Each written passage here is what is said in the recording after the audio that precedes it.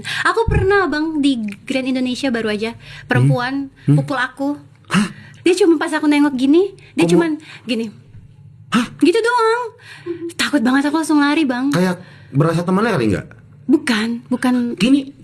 Iya dia cuman Ngapain? kosong gitu perempuan. Komunikata. Aku bilang gitu. Aku pikir ini manajer aku, ternyata bukan.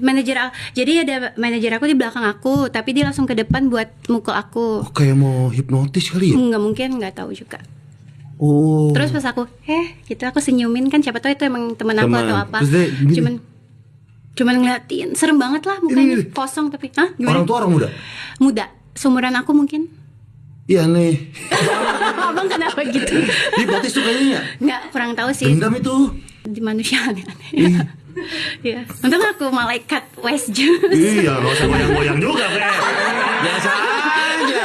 Masa kalau goyang rapin ikut goyang. Iya.